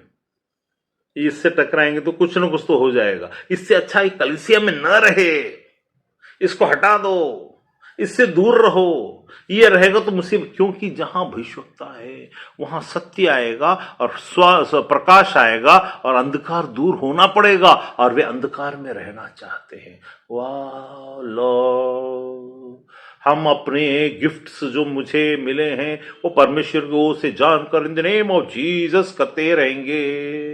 In the name of Jesus, in the name of Jesus. परमेश्वर का दास, परमेश्वर की दासी, भविष्यवक्ता और ये और वो पास्टर, ये सब बहुत अच्छा लगता है। सच किसी को पसंद नहीं है। अगर सच की बात आती, अरे मेरे को तो ये पसंद नहीं है, और मैंने तो ऐसा, मतलब कोई परमेश्वर का बाइबल को लेकर के तो बड़ी बड़ी बातें कर लेंगे, लेकिन प्रैक्टिकल में दुख उठाना पसंद नहीं है। प्रैक्टिकल में दुख उठाना पसंद नहीं है, जबकि प्रैक्टिकल में ही परमेश्वर काम करता है। यहां क्या बोलता है, तब यहां मैं फिर से 20 में चलता हूं। वहां मैंने दिखाया आपको, मुख को देखकर आपके सामने में कैसे भी मुख वाले आए, कलेक्टर आ जाए या कोई भी आ जाए। मेरी जिंदगी की गवाही में राजाओं का सामना लिखा था, और राजाओं को गिरते हुए, टूटते हुए, मरते हुए, दोस्तों को टूटते हुए, गिरते हुए, मरते हुए मैंने देखा है। लेकिन सच तो सच है, बोलना तो पड़ेगा। तब उन लोग बोलेंगे बहुत आया, फिर बाद में इसकी बहुत दहशत है, बहुत खतरनाक है। आ गया तो चुपचाप हट जाओ वहां से, ऐसा। कुछ ना कुछ बहाना, मतलब इनके अंदर में दो चीज होती है। एक रिश्तेदार के घर में मैं गया था, और रिश्तेदार कोई तंजावुर में है, सत्या करके, जो हमारी कजिन है, उसके घर जब मैं गया तो बोलती है, आप लोग मेरे घर में क्यों आए हो? हम तो ये सोच कर बैठे थे आप लोग तकलीफ में हो, और हम सिर्फ आशीषित और बहुत अच्छे हैं, लेकिन अभी तो ऐसा लगता है आप लोग हमसे बहुत ही ज्यादा अच्छे हैं। हमको बहुत दुख हो रहा है इस बात। उनको क्या दुख हो रहा है? कोई अच्छा है इस बात का दुख हो रहा है उनको। अभी तक क्या किस बात में खुश थे? इस बात में खुश थे, हमसे जब मुलाकात नहीं हुआ था तब तक इस बात में वो खुश थे कि मतलब वो लोग सब तकलीफ में, हम बैंक में एक महीने में 2 लाख कमाते हैं, हमारे घर में सब कुछ है, हम मकान बना रहे हैं, हम गाड़ी खरीद चुके हैं, हम ये सब चीज है। जब यहां पता चलता है ये आदमी 8-8, 9-9, 10-10 मकान बना चुका है, और इसके पास 5 से 8-8 गाड़ियां इसके पास भी है, तो उनको दुख हो गया। क्या दुख हो गया? अरे इसको तो हम लोग बहुत ही नीचे लेवल में सोच के रखे थे, अरे हम तो अब इसका फेस कैसे करें, कैसे सामना, क्योंकि ये इनके मन की स्थिति है, मन की स्थिति है, दुख होता है। तो एक प्रकार हो गया। दूसरा प्रकार क्या हो गया, परमेश्वर की सच्चाई कहीं हमारे सामने में आकर प्रकट ना हो, हम अंधकार में थोड़ा बहुत प्रकाश जैसा में अपने आप को धोखा देकर संसार में जी तो रहे हैं ना, प्रभु प्रभु चर्च तो जा रहे हैं ना, और बिरयानी खाकर सो तो रहे हैं ना, जब कभी मौका मिलता तो यीशु सच्चा है, यीशु उद्धार करता है, यीशु ये है, ऐसा ऐसा मुख से कोई रिजल्ट के बगैर वाला मिनिस्ट्री कर रहे हैं ना। आप क्या कर रहे हो, कई किसी को जो अगर आपके द्वारा से अगर परमेश्वर का वचन आपके मुख से निकलता है, सामने वाले का जीवन बदल जाना चाहिए, वो नहीं हो रहा है। आप क्या कर रहे हो, कैसे भी करके कैसे भी यीशु का प्रचार को कर देते हो, सामने वाला ग्रहण करे या न करे आपको उससे कोई फर्क नहीं पड़ता। यीशु सच्चा है, यीशु ऐसा है, हाँ यीशु को द्वारा से उद्धार है ब्रदर, और ऐसे ब्रदर ऐसा बोल देंगे, सामने वाला सुनेगा, अरे क्या बकवास कर रहे आदमी, ऐसे छोड़कर चला जाएगा। कल को जब न्याय का दिन आएगा तो आप बोलोगे प्रभु मैंने भी तो तेरे नाम से सुसमाचार प्रचार किया ना। परमेश्वर बोलेगा तूने अपने मन और चित्त को मेरी बातों में नहीं लगाया, तू मेरे साथ रहकर काम को बिगाड़ा लेकिन बनाया नहीं। सिर्फ यीशु के बारे में किसी को यूं ही एक लाइन, एक पोएम जैसा, एक लाइन जैसा ऐसी कुछ बोल देने से नहीं होता। You have to put your effort, you have to put the fire inside it, उसके अंदर में जान डाल देना है। वो तो है ही नहीं, वो तो नहीं है। इसीलिए क्या हुआ, क्या हो रहा है, इसीलिए हो रहा है कि फिर मैं तो कर रहा हूं परमेश्वर काम को, वी आई एम चर्च में जाते हैं, ये मतलब किताबें रहती हैं उनके पास, उसमें पॉइंट्स लिखे रहते हैं, सवेरे उठेंगे और फर्स्ट का पॉइंट्स, परमेश्वर ने ऐसा कहा है, इसने वैसा कहा है, ओ यिर्मयाह ने ऐसा कहा है, चिल्ला चिल्ला के बिना जान के, बिना फूक के, जैसा एक दोहा है, उसको मैं भूल गया हूं लेकिन फिर भी उसको बताने की कोशिश करता हूं। दोहा में ऐसा कबीरदास ने कहा कि यहां तक कि जो ऐसा रस्सी खींचते हुए जो हवा को छोड़ता है जिससे आग जलती है, लोहार के पास, लोहार का चमड़ी भी सांस लेता है। तो हर सांस लेने वाला जिंदा है ऐसा नहीं है, तुम हर चिल्लाने से और तुम्हारे बोल देने से उसके अंदर में आत्मा है ऐसा नहीं है। The power of God through the spirit of God and the life of God should flow through the words until it doesn't happen that way, that will not go and touch the people. शब्द जाके काम नहीं करते, शब्द तो मारता है, आत्मा जिलाता है। इसका मतलब क्या है, what do you mean by that, what do you understand by that? शब्द मारता, आत्मा जिलाता, मतलब यह है कि जो मारने वाला शब्द है उसके अंदर में आत्मा होना चाहिए।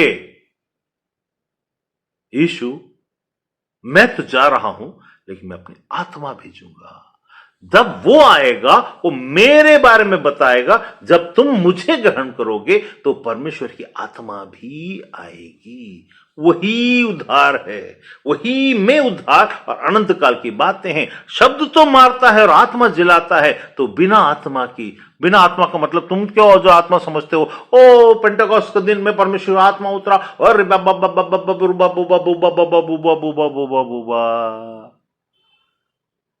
वो क्या हो जाएगा, महबूबा मेरी महबूबा, ऐसे वाला आत्मा हो जाएगा।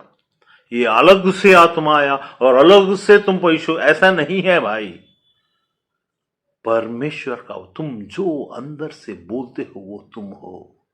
When the word that proceeded through your mouth filled with the Spirit of God, life-giving words, जो जाएगा और तुम्हारे अंदर में कुछ खलबली मचाएगा, वो तुम्हारे अंदर में जाकर तुम्हारी आत्मा को झकझोरेगा, सामने वाले के अंदर में आग डाल देगा, जो गांठ और गुदे में प्रवेश कर जाएगा। तुम्हारा काम बिगाड़ना नहीं, बनाना है। केवल एक पोएम की जैसा यीशु के द्वार से उद्धार है, यीशु को मानो।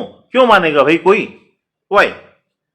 यीशु ने क्रूस पर तुम्हारे लिए अपने जा रहे, तू वो जान दे दिया, तो यीशु का क्रूस में जान देने से मेरा पाप का क्या संबंध? क्वेश्चन है ना। अरे यीशु मरा उसके 2000 साल पहले, अरे तुम्हारा तो यीशु 2000 साल पहले, हमारा सनातन धर्म तो 7000 साल पहले का है, उसके पहले के लोगों का पाप का क्या होगा, उसका क्वेश्चन मार्क आएगा ना। यीशु आने के पैसा, यीशु मरा पापों के लिए, तो उनके लिए कौन मरा, वो कौन है, और वो क्या नरक जाएंगे, उनको कैसा उद्धार मिला, क्या वो सब मर चुके, क्या वो नाश हो चुके यीशु के पहले जो आए थे, क्वेश्चन मार्क आएगा ना। तुम तो सीधे से बोल दिए यीशु क्रूस पर मारा गया, एक कहानी की जैसा, और वो उसके द्वार से उद्धार है। आज तुम बोल दो अपने मुख से यीशु मारा गया तो वो तुम्हारा प्रभु है, तुम्हारा उद्धार हो, इतना बड़ा झूठ ये बोलने के लिए बोला? क्या ये परमेश्वर वचन है? क्या ये सुसमाचार है? तुम चर्चों में, कलीसियाओं में, गिरजाघर में करते क्या हो? तुम अपने दोस्तों को, लोगों को बताते क्या हो? तुम्हारा उद्धार क्या ऐसा हुआ है? ऐसा अगर तुम सोचते कि उद्धार हो, तुम्हारा उद्धार हुआ ही नहीं है। उद्धार नहीं हुआ है। यदि तुमने केवल और केवल ऐसा सोचा यीशु क्रूस पर मरा, कहीं पर किसी साल में, आज मेरे पापों का क्षमा हो जाए, तुमको पता होना चाहिए कि वो असल में है क्या।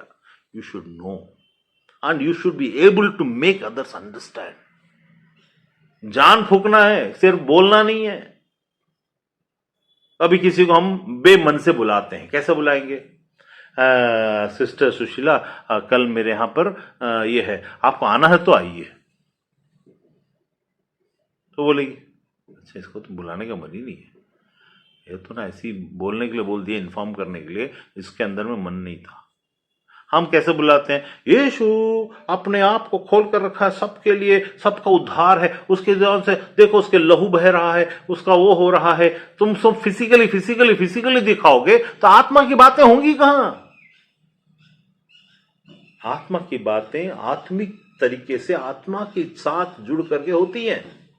खैर वो मेरा सब्जेक्ट नहीं। यहां पर देखिए, ये जो चुना हुआ भिक्षुकता है, वो जो चुना हुआ भिक्षुकता, उसका हालत देखिए, क्या बोलते, मुझे ठट्टा उड़ाते। देखो, जिसको परमेश्वर अधिकारी ठहराया हो, क्या उसको ठट्टा उड़ाया जा सकता? अगर कोई ठट्टा उड़ाए तो होता क्या, होना क्या चाहिए? उसके बाद वो शिकायत करता है 20वें वचन, काफी दिनों के बाद वो बोलता है, मैंने 10वें वचन में लिखा है, उसमें एक और बात जोड़ता है, यदि मैं कहूं मैं उसकी, मतलब परमेश्वर की चर्चा न करूंगा, न उसका नाम लूंगा, तो मेरे हृदय की दशा ऐसी होगी मानो हड्डियों में धधकती हुई आग हो, और मैं अपने आप को रोकते रोकते थक गया हूं, मुझसे रहा नहीं जाता। When really God puts his anointing upon you, you cannot stay calm.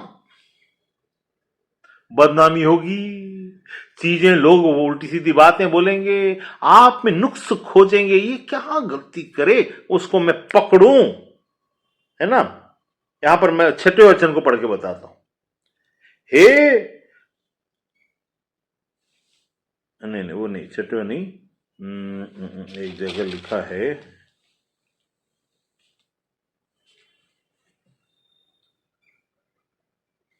हाँ लिखा है, पहला अध्याय में मेरे ख्याल से पढ़ा था उसको।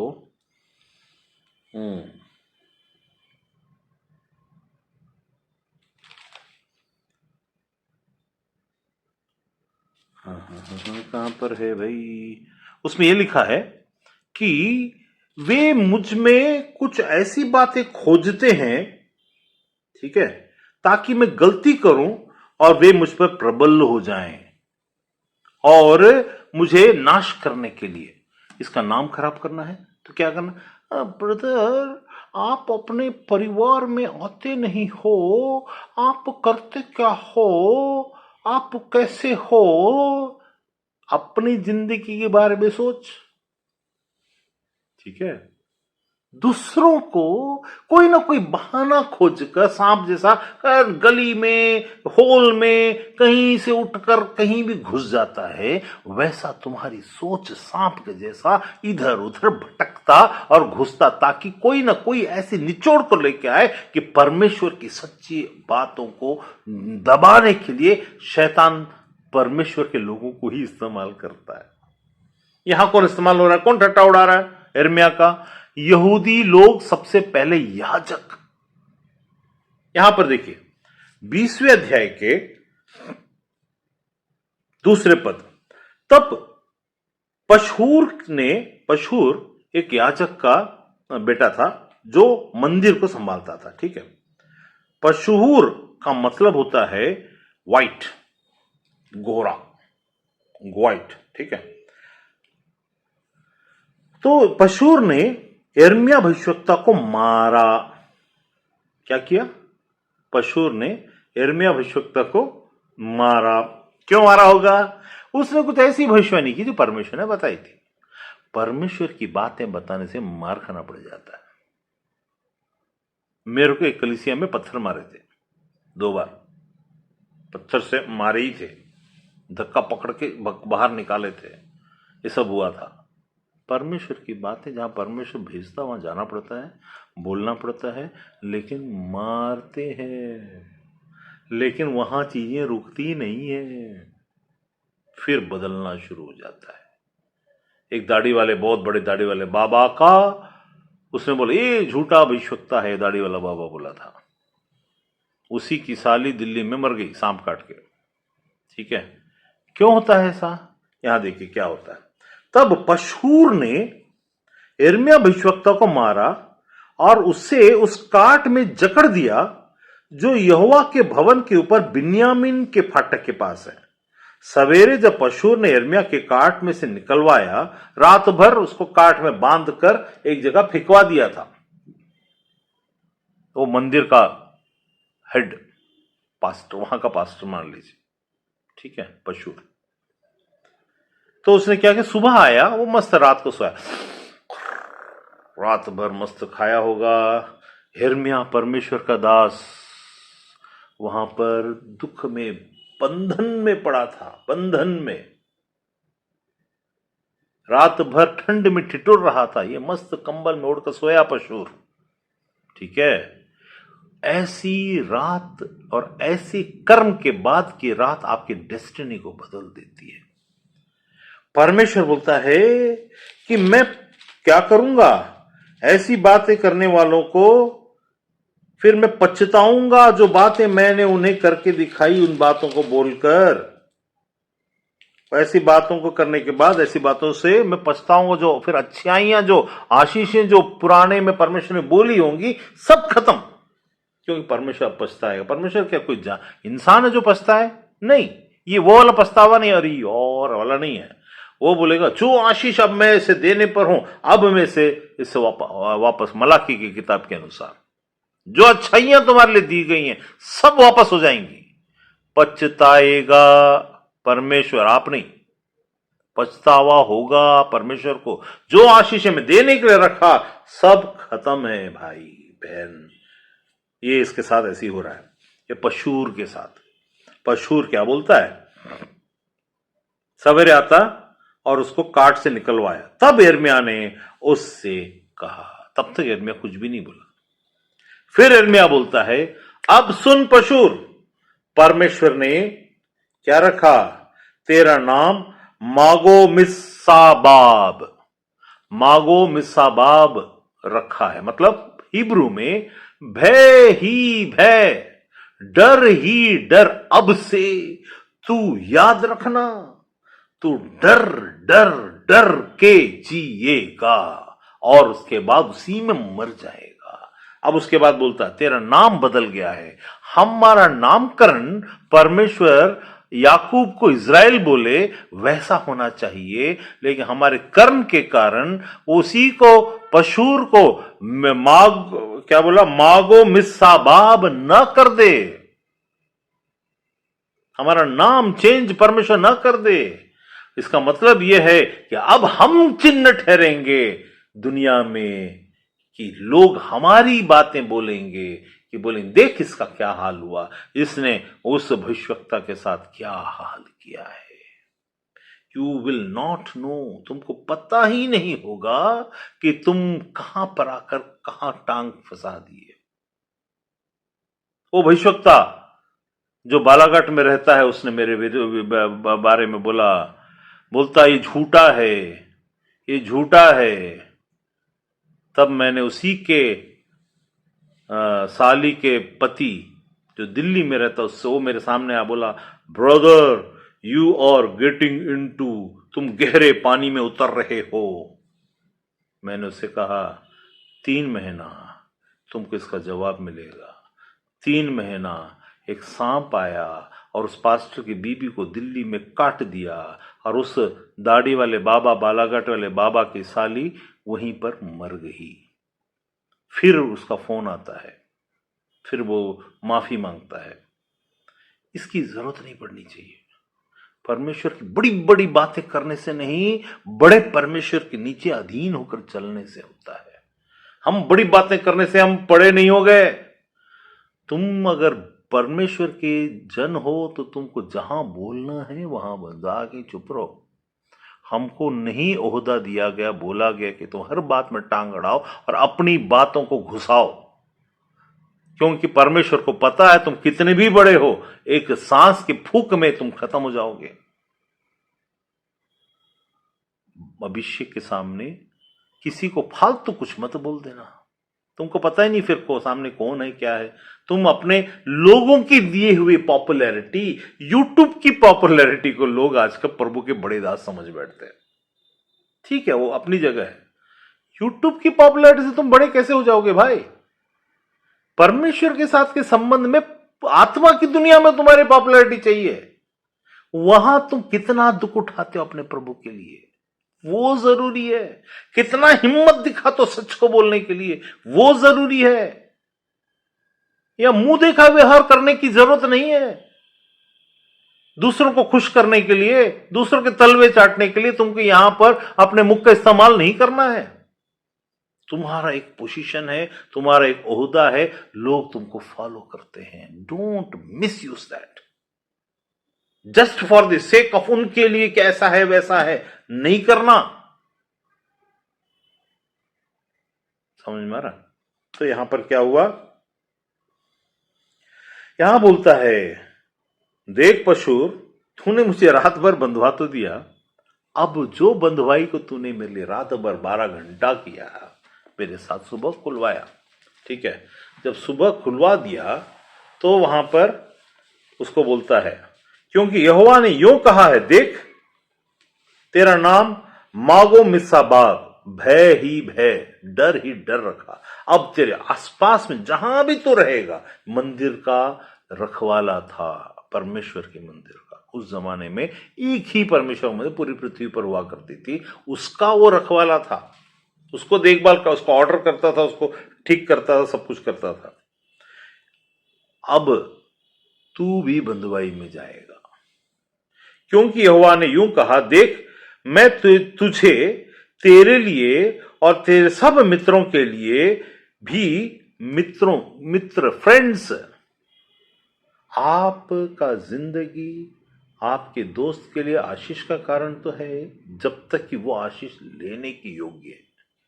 जब आशीष लेने की योग्यता खत्म कर देते हैं और परमेश्वर की बातों में ठट्टा उड़ाते या नीच समझते, या आपको नीच समझे, यिर्मयाह को नीच समझकर परमेश्वर के लोगों ने परमेश्वर को नीच समझा। ये मागो मिसाबाब जिसका नाम रखा गया पशूर, ये पशूर 2 पशूर थे। एक पशूर जो था इम्मेर का पुत्र था, आगे हम जो देखेंगे मलकिया का पुत्र पशूर, वो दोनों अगले इसमें आते हैं, दोनों को कंफ्यूज नहीं करना। तो उसको पशूर से कोई मतलब नहीं है।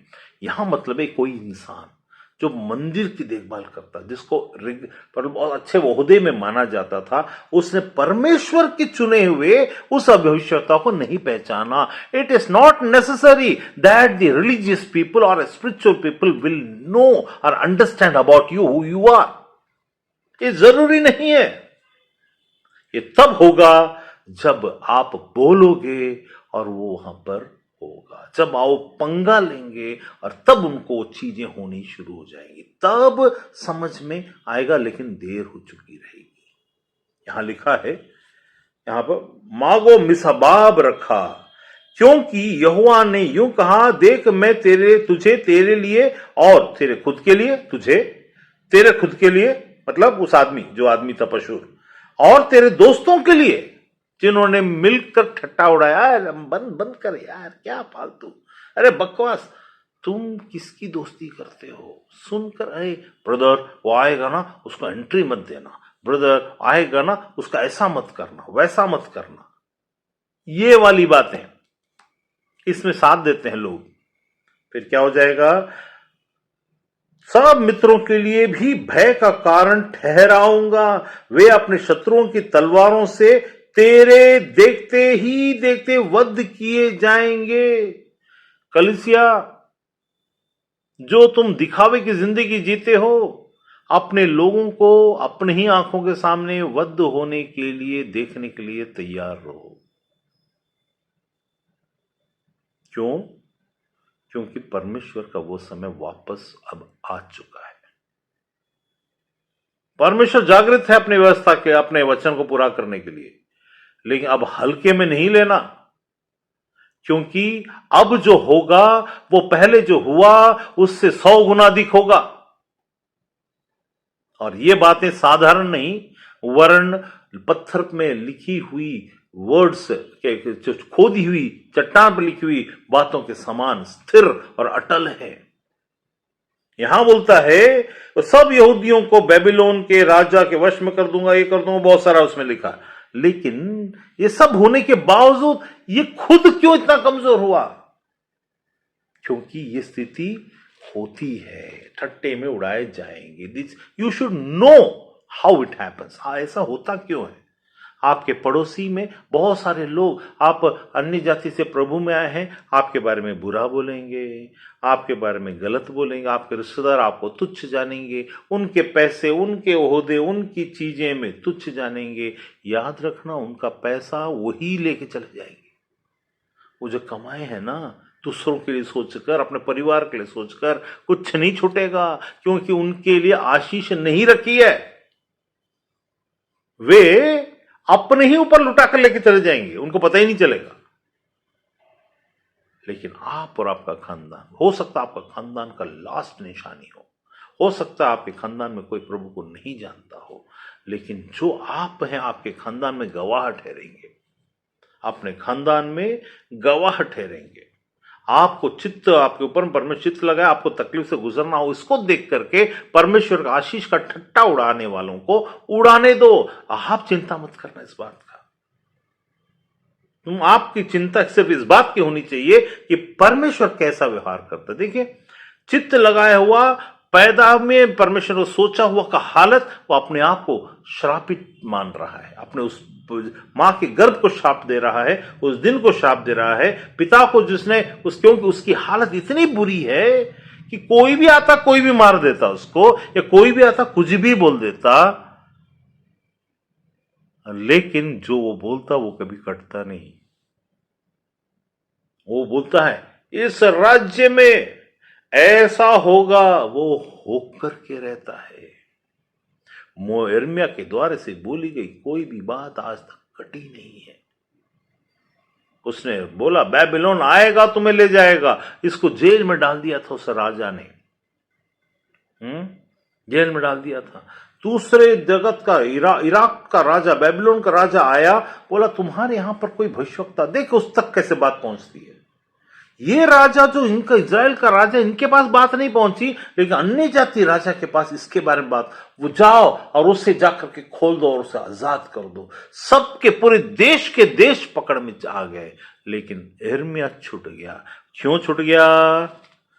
उसके बारे में पहले अध्याय में लिखा हुआ है कि बोलता है, अब मैं पढ़ता हूं, देख सुन 10वें में, आज के दिन तुझे जातियों और राज्यों पर अधिकारी ठहराया है, उन्हें गिराने, ढा देने, नष्ट करने, काट डालने, बनाने, रोपने के लिए मैंने तुझे अधिकारी बना दिया। ठीक है, इसके बाद वो क्या बोलता है 18 में, क्योंकि सुन मैंने आज तुझे इस सारे देश और यहूदा के राजाओं मल्टीपल राजा, हाकिमों, याजकों, साधारण लोगों के विरुद्ध गढ़ वाला नगर, ऐसा गढ़ वाला नगर जिसको कोई ढा नहीं सकता। और क्या बनाया है? लोहे का खंबा यिर्मयाह को बनाया। परमेश्वर बोलता है चाहे सब कुछ हो जाए, पूरा देश तहस नहस हो जाए, तेरा कोई बाल का बाका नहीं कर सकता। थोड़ा सा तकलीफ उठाना पड़ेगा बस। और ये भी बहुत बड़ी बात है, सब लोग इस बात को जान जाएंगे कि तेरे साथ परमेश्वर है। You have your God with you. तो यहां बोलता है, क्या बोलता है? वे तुझसे लड़ेंगे तो सही। कलीसिया, तुमसे लड़ाई होगी, लड़ेंगे तो सही। किस में लड़ेंगे? शादी में न बुलाकर लड़ेंगे, अरे समाज में शामिल न करके लड़ेंगे। पति आपको, पत्नी अगर आप हैं तो आपसे उनकी विचारधारा से लड़ाई होगी। क्या है तू, क्या ये क्या कर रही है, वो क्या कर रही है, या पत्नी पति से ये क्या कर रहा है, वो क्या कर लड़ेगा। लेकिन वे तुझसे लड़ेंगे तो सही। ये लड़ाई आत्मिक दशा में भी और तुम्हारे चुनाव के कारण से होगा। अगर तुम भी उनके जैसे ही बन जाते तो सब अच्छे हो जाए। वाह, वी आर वन, एक one earth, one plan, one चीजें। ये परमेश्वर की योजना नहीं है।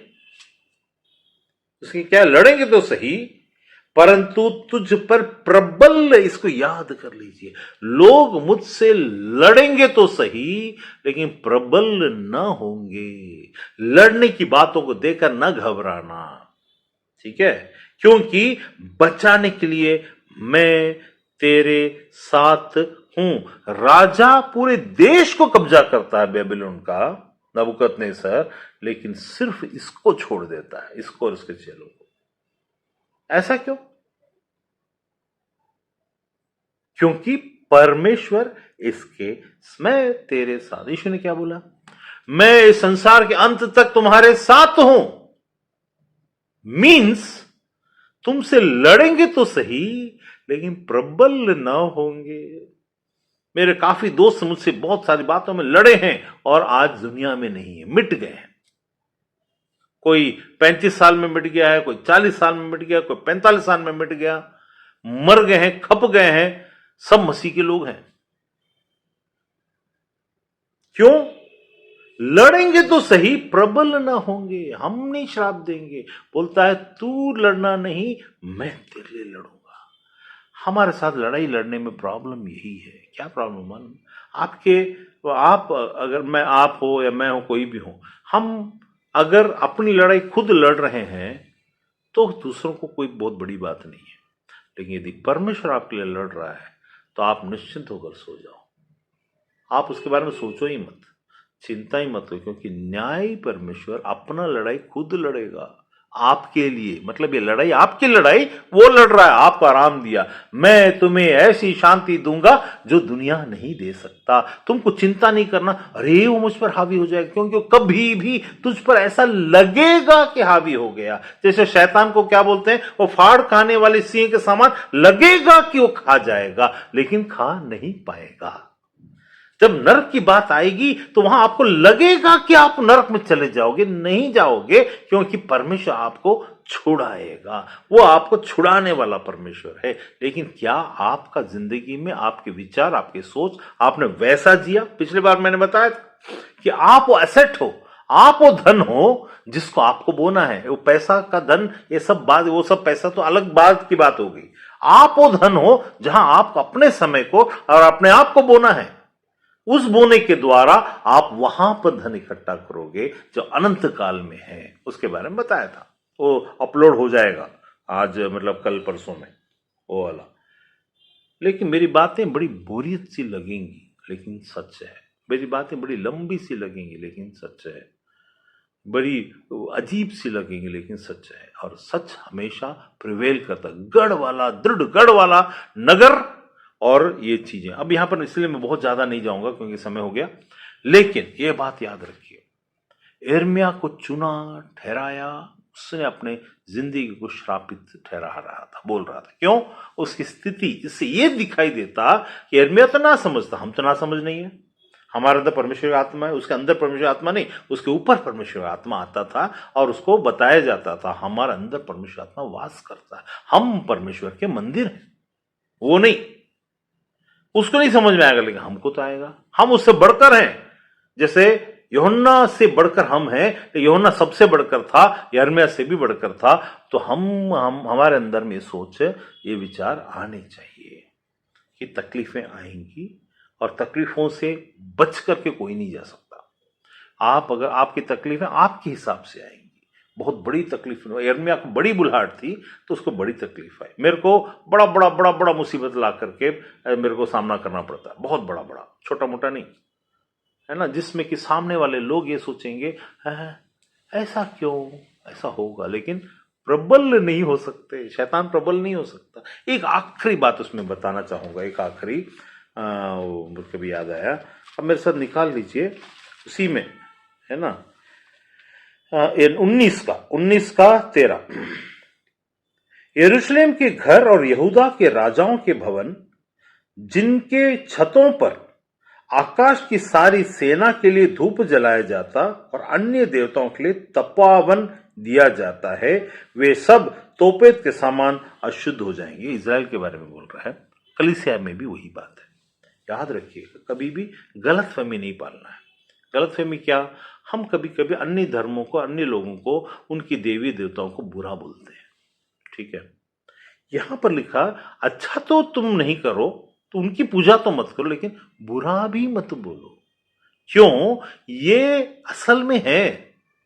क्या लिखा है, परमेश्वर ने लिखा, अरे जो है नहीं वो आसमान की सेनाओं को तुम लोग धूप चढ़ाते हो छतों में जाकर, जो है नहीं, ऐसा नहीं लिखा, वो है लिखा है। क्या लिखा, आकाश की सारी सेना के लिए, सारी सेना मतलब आकाश में एक बहुत बड़ी सेना जो प्रकट होने वाली है अंतिम दिनों में, ठीक है। और अभी भी ओहदे, सेना और ये सब चीज काम कर रहा है, रिलीजन के मामलों में और सरकार के मामलों में, राजा बनकर आपके राजा के ऊपर में कब्जा करके उसके द्वार से गलत पॉलिसी को करवाना आपके देश में, आपके, इसीलिए हमको राजा के लिए प्रार्थना करने की आवश्यकता है। हम कई बार सोचते हैं अरे झूठा आदमी है वो, सच्चा आदमी ये, गलत आदमी वो, सच्चा आदमी ये, ऐसा नहीं। हम, क्योंकि मैंने शुरुआत में बोला, हमारी जिंदगी देश, दुनिया से लेकर, देश से लेकर, समाज से लेकर, कलीसिया से लेकर, सारी चीजों से हम पर भी असर पड़ता है।